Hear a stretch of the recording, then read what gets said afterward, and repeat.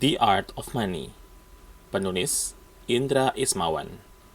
Penerbit PT Media Presindo Utama.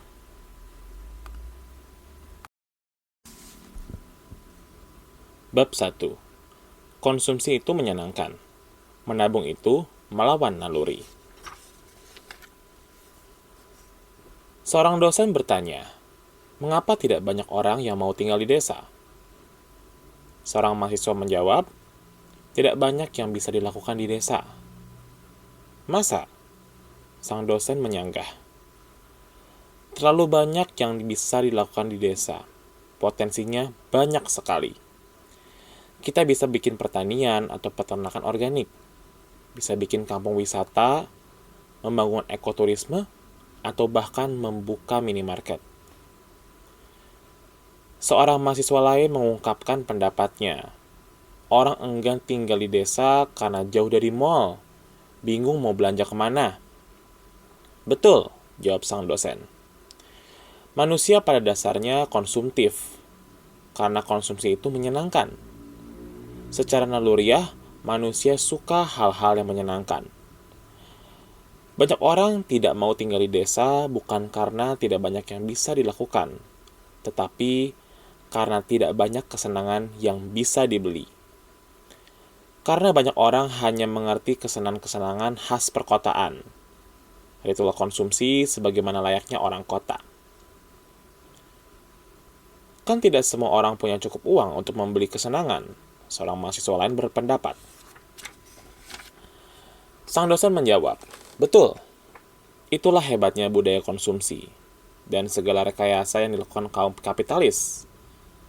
Mereka bahkan membuat orang-orang yang tidak punya uang cukup percaya diri untuk membelanjakan uang yang belum mereka menjadi milik mereka. Ada kartu kredit, ada pay later. Tentu saja ada bunganya. Kelihatannya rendah, tapi sebetulnya tinggi dan sangat menghancurkan. Orang desa lebih kaya dari orang kota. Dialog antar dosen dan para mahasiswa di atas menunjukkan cara pandang mereka yang tinggal di kota terhadap orang-orang di desa.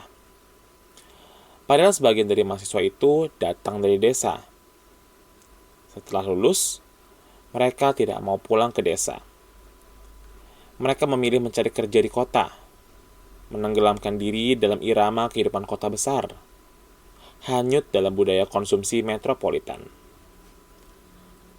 Lalu saat liburan, mereka akan datang ke desa untuk berwisata, mengagumi kehidupan di desa yang tentram, berlimpah oksigen dan air bersih, tidak bising. Orang-orang desa yang sederhana itu dengan rendah hati melayani mereka. Segerombolan turis dari kota yang merasa dirinya lebih kaya. Padahal belum tentu. Orang-orang desa banyak yang memiliki aset bersih yang lumayan besar. Sementara kelas menengah kota, banyak yang harus menyisihkan sepertiga penghasilan mereka untuk angsuran rumah yang tanahnya sempit. Bahkan orang desa memiliki tanah ribuan meter, bahkan hektaran. Mereka juga punya ternak seperti ayam, sapi, atau kambing dalam jumlah tidak sedikit. Ternak itu di samping untuk menopang kebutuhan gizi mereka, juga digunakan sebagai tabungan untuk pengeluaran tahunan. Untuk biaya kuliah anak-anak mereka misalnya, atau keperluan lebaran dan hari besar lainnya. Banyak juga orang desa yang sudah punya mobil bagus seperti orang kota. Tanah dan ternak bagi orang desa adalah sumber penghidupan. Beras, sayur, dan buah tidak harus beli.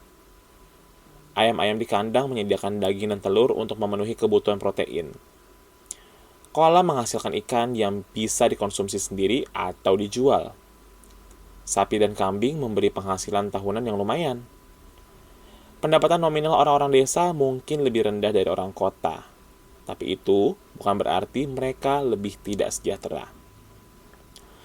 Sebab banyak kebutuhan yang bisa dipenuhi tanpa mengeluarkan uang. Orang-orang desa mampu memenuhi lebih banyak kebutuhan dengan lebih sedikit uang. Bahkan orang-orang desa yang sudah berpikiran maju mampu menghasilkan income besar dengan menggarap lahan pertanian dan peternakan dengan cara lebih modern. Mereka mengolahnya dengan manajemen yang lebih berkesinambungan, misalnya dengan metode organik. Kemudian mengemas prosesnya sebagai konten media sosial. Suatu saat, konten ini bisa menghasilkan uang. Tapi memang, kebanyakan dari kita sudah terjerat budaya konsumsi ala kota. Kita terbuai dengan kemudahan-kemudahan khas perkotaan, sehingga tinggal di desa terkesan mengasingkan diri dari kesenangan-kesenangan yang biasa kita nikmati sehari-hari. Bagi kebanyakan orang, sulit membayangkan hidup jauh dari kenyamanan yang biasa dinikmati. Sesungguhnya kalau kita mampu menggeser orientasi kita dari konsumtif ke produktif, desa adalah surga. Dengan tinggal di desa, banyak hal bisa dilakukan. Banyak potensi bisa digarap. Banyak manfaat bisa didapatkan. Kebanyakan orang tinggal di kota semata-mata karena alasan pekerjaan. Mereka terikat dengan sumber nafkahnya saat ini. Barangkali cukup banyak di antara mereka yang berniat kembali ke desa setelah pensiun kelak. Tolak ukur kemiskinan. Apa yang dimaksud miskin? Apa tolak ukur seseorang disebut miskin?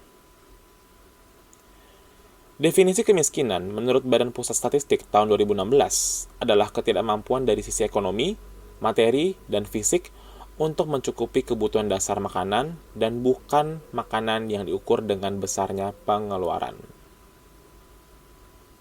Kenapa pengeluaran? Karena itu lebih mencerminkan kualitas konsumsi manusia. Garis kemiskinan menurut BPS adalah pengeluaran Rp387.160 per kapita per bulan. Dengan kriteria ini, jumlah penduduk miskin di Indonesia per September 2017 mencapai 26,58 juta jiwa, berdasarkan BPS tahun 2018. Angka ini bisa diperdebatkan, karena kesannya sangat kecil. Menurut ukuran ini, kalau pengeluaranmu Rp400.000 per bulan saja, kamu tidak bisa disebut miskin. Padahal banyak orang kota yang terbiasa mengeluarkan uang Rp100.000 untuk sekali makan. Tapi indikator garis kemiskinan tersebut adalah versi BPS alias pemerintah Indonesia. Kalau dari sudut pandang lembaga internasional, angkanya berbeda. Garis kemiskinan menurut versi Bank Dunia adalah pengeluaran individual $1,9 AS setiap harinya, atau setara Rp798.000 per bulan. Kalau diukur dengan standar Bank Dunia, jumlah penduduk miskin di Indonesia bisa mencapai 70 juta orang. Angka ini nyaris 3 kali lebih besar dibandingkan jumlah penduduk miskin versi BPS.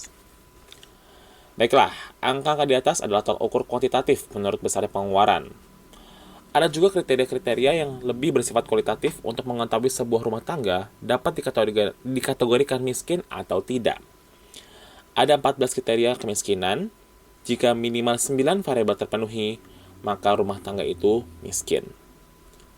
1. Luas lantai bangunan tempat tinggal kurang dari 8 meter persegi per orang. 2. Jenis lantai tempat tinggal terbuat dari tanah, bambu, atau kayu murahan. 3. Jenis dinding tempat tinggal dari bambu atau rumbia atau kayu berkualitas rendah atau tembok tanpa diplester. 4. Tidak memiliki fasilitas buang air besar sendiri, harus bersama-sama dengan rumah tangga lain. 5. Sumber penerangan rumah tidak menggunakan listrik. 6. Sumber air minum berasal dari sumur atau mata air tidak terlindung, sungai, atau air hujan. 7. Bahan bakar untuk memasak sehari-hari adalah kayu bakar, arang, atau minyak tanah. 8. Hanya mengonsumsi daging, susu, ayam seminggu sekali. 9. Hanya membeli 1 setel pakaian baru dalam setahun. 10. Hanya sanggup makan 1 atau 2 kali sehari. 11. Tidak sanggup membayar biaya pengobatan di puskesmas atau poliklinik. 12. Sumber penghasilan kepala keluarga adalah petani, dengan luas lahan 500 meter persegi, buruh tani, nelayan, buruh bangunan, buruh perkebunan, dan atau pekerjaan lainnya dengan pendapatan di bawah Rp600.000 per bulan. 13. Pendidikan tertinggi kepada kepala rumah tangga, tidak sekolah, tidak tamat SD, atau tamat SD. 14. Tidak memiliki tabungan atau barang yang boleh dijual dengan harga minimal Rp500.000 seperti sepeda motor kredit atau non-kredit, emas, ternak, kapal motor, atau barang modal lainnya. Hidup dengan situasi seperti terpapar di atas, bagi sebagian dari kita mungkin tak terbayangkan. Tapi masih ada puluhan juta saudara kita yang masih menjalaninya. Tentu saja mereka terpaksa, karena jerat kemiskinan yang begitu kuat dan sulit diputuskan. Minimnya pendidikan dan kesadaran untuk belajar membuat kemiskinan menjadi semacam spiral yang semakin parah dari generasi ke generasi. Kemiskinan di Indonesia adalah masalah klasik sejak ratusan tahun silam.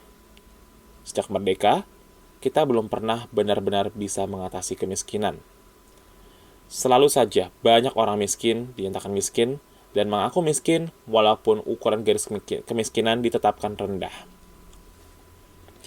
Inilah problem kita bersama untuk mengatasi masalah kemiskinan. Peningkatan produktivitas belum tentu bisa mengatasi kemiskinan, sebab distribusinya bisa timpang. Maka yang harus dilakukan adalah mencari akar penyebab kemiskinan yang paling signifikan, lalu berusaha mengatasinya. Kemiskinan terutama disebabkan minimnya akses terhadap sumber daya, termasuk pendidikan. Untuk mengatasi kemiskinan, tugas penting negara adalah mendorong pemerataan akses terhadap sumber daya. Ini tidak semudah kelihatannya, maka diperlukan keterlibatan banyak pihak selain negara. Yang tidak kalah penting adalah kemauan yang kuat dari masyarakat miskin untuk keluar dari jurang kemiskinan. Siapa yang layak disebut Crazy Rich? Lalu apa yang dimaksud dengan kekayaan? Bagaimana kita mengukurnya? Berapa uang atau aset yang harus dimiliki agar seseorang disebut kaya? Banyak yang memahami kekayaan sebagai penghasilan besar, walaupun pengeluaran juga sama besarnya. Dengan pengeluaran yang besar itu, seseorang menikmati kesejahteraan dan gaya hidup sesuai seleranya. Tapi kalau pendapatan dan pengeluaran sama besar, orang tersebut tidak akan punya tabungan dan investasi. Tanpa tabungan dan investasi, bagaimana orang bisa menjaga tingkat kesejahteraannya di masa depan? Seperempat abad terakhir muncul konsep baru mengenai kekayaan. Menurut sudut pandang ini, orang bisa disebut kaya jika memiliki aset yang membuat pemiliknya bisa memenuhi kebutuhan dan gaya hidupnya. Ini adalah konsep passive income. Menurut konsep ini, menjadi kaya adalah menjadi bebas secara finansial. Kebebasan finansial adalah kondisi kalau penghasilan dari passive income sudah mampu memenuhi kebutuhan dan gaya hidup seseorang. Jadi orang tersebut sudah tidak perlu lagi bekerja secara fisik. Aset dan uangnya telah bekerja untuk dia. Mari kita hitung berapa yang harus dipunyai seseorang untuk bisa disebut bebas secara finansial. Untuk si A, yang kebutuhan dan gaya hidupnya menghabiskan Rp20 juta per bulan, berapa tabungan yang diperlukan?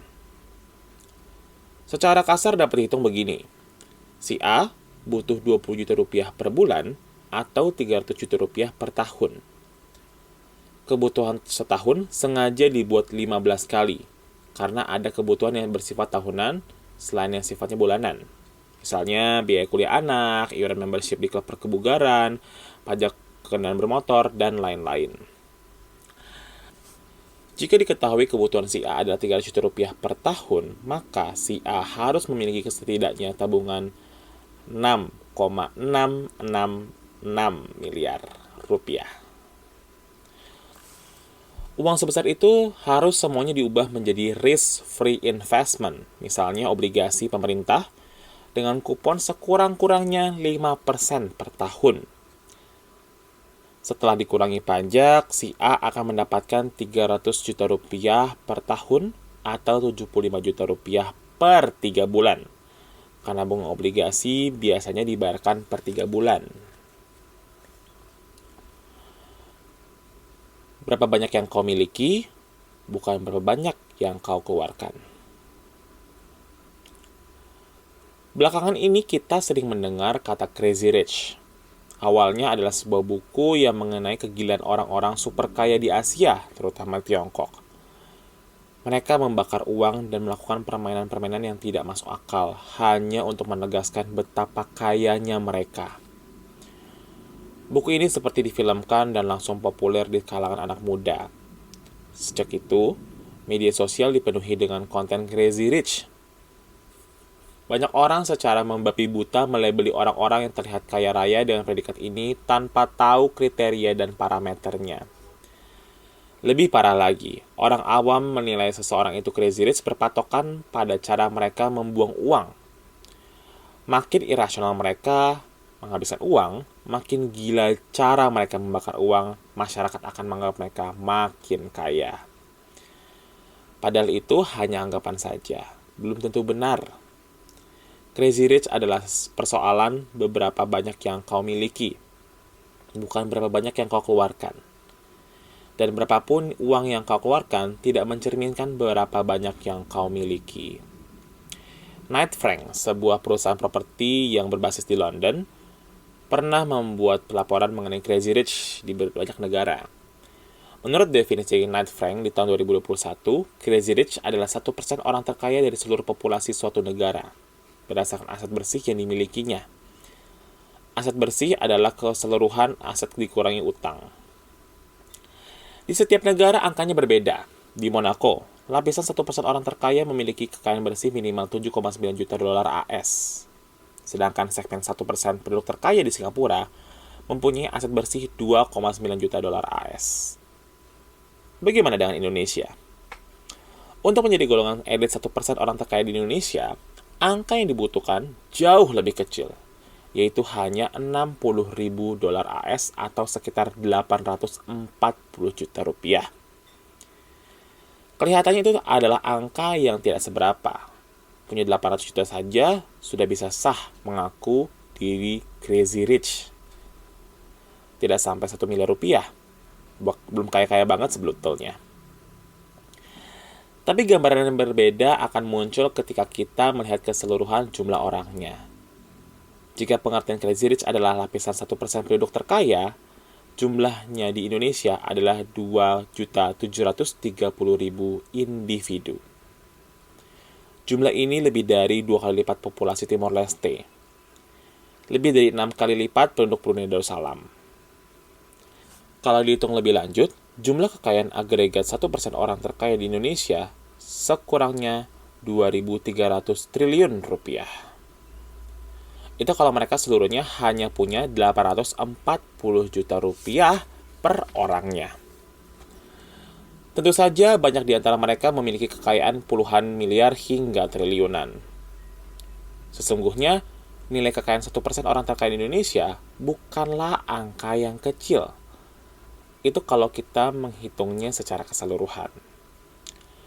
Kalau dilihat secara individual, tampak jelas bahwa crazy rich di Indonesia, menurut definisi Knight Frank, banyak yang belum mampu meraih kebebasan finansial secara penuh. Sebab angkanya masih terlalu kecil. Jumlah kekayaan 840 juta rupiah, kalau seluruhnya dibelikan obligasi negara dengan rate 5% setahun, hanya akan menghasilkan 42 juta rupiah setahun atau 3,5 juta rupiah sebulan. Passive income sebesar itu belum tentu cukup untuk memenuhi kebutuhan dan gaya hidup. Penghasilan aktif masih dibutuhkan. Jadi, banyak di antara crazy rich itu yang masih harus bekerja secara aktif agar tidak semakin miskin. Kebutuhan dan gaya hidup yang menghabiskan uang 5 juta rupiah hingga 25 juta rupiah per bulannya sebetulnya baru dapat dikategorikan sekelas menengah atau middle class. Belum dapat dikategorikan sebagai golongan kaya, apalagi crazy rich. Tapi apa boleh buat, definisi Knight Frank soal crazy rich bukan menggunakan parameter nominal, tetapi menggunakan distribusi normal. Kalau kita cermati lagi, kelas menengah kita masih banyak yang rawan untuk turun kelas menjadi masyarakat miskin. Lapisan masyarakat yang memiliki pengeluaran di sekitar angka upah minimum sangat rentan untuk terpelosok ke level yang lebih rendah, ke bawah garis kemiskinan. Banyak hal bisa menjadi trigger keterperosokan itu. Mungkin kehilangan pekerjaan, bencana alam, atau pandemi, sampai kesalahan pengambilan keputusan keuangan yang berakibat fatal. HNWI dan UHNWI, klub para sultan. Crazy Rich yang sesungguhnya barangkali lebih pas kalau menggunakan kriteria kepemilikan aset bersih $1 juta AS. Knight Frank memetakan mereka dengan istilah individu kaya atau High Net Worth Individual atau HNWI, serta individual super kaya atau Ultra High Net Worth Individual UHNWI. Untuk dapat disebut sebagai individu kaya, seseorang harus memiliki aset bersih $1 juta AS atau setara 14 miliar rupiah. Mereka memiliki kekayaan yang jauh lebih besar dari Crazy Rich menurut definisi 1% penduduk terkaya. Pendapatan dan pengeluarannya otomatis juga lebih besar. Ini benar-benar klub para sultan. Jumlahnya jauh lebih sedikit dibandingkan kelompok 1% penduduk terkaya. Penelitian Knight Frank di tahun 2021 mengungkapkan, pada 2015 jumlah individual kaya di Indonesia adalah 14.730 orang. Angka ini meningkat menjadi 21.430 orang pada 2020. Dan pada 2025, jumlah individual kaya di Indonesia diperkirakan melesat tajam menjadi 45.063 orang. Berdasarkan CNBC Indonesia, tanggal 8 Maret 2021. Yang lebih dahsyat lagi adalah kategori individual super kaya. Untuk masuk dalam kategori ini, seseorang harus memiliki kekayaan minimal $30 juta AS atau setara dengan 420 miliar rupiah. Ini baru benar-benar sultan. Jumlahnya di Indonesia pun hanya segelintir. Menurut penelitian Knight Frank, jumlah individual super kaya di Indonesia akan meningkat lebih dari 2 kali lipat selama 10 tahun. Pada 2015, total individual super kaya di Indonesia baru 516 individu. Tahun 2020 bertambah menjadi 673 orang. Dan pada 2025, angkanya melonjak menjadi 1.125 orang. Setidaknya jumlah individual super kaya di Indonesia ternyata lebih banyak dibandingkan individual super kaya di Malaysia pada 2025 yang hanya 801 orang. Berdasarkan CNBC Indonesia, tanggal 8 Maret 2021. Negara mana yang memiliki kaum super kaya terbanyak? Tidak mengejutkan, Amerika Serikat adalah gudangnya individu kaya. Tahun 2020, Amerika Serikat memiliki individual super kaya terbanyak di seluruh dunia, yaitu 223.000 orang. Gabungan kekayaan mereka mencapai 6.690 miliar dolar Amerika Serikat. Begitulah peta kekayaan Crazy Rich dan para sultan. Awas, jangan kalian komentari dengan harta tidak dibawa mati. Sebab sepertinya kamu akan lebih mudah menanam kebajikan, beramal, dan bersedekah dengan uang yang berlimpah.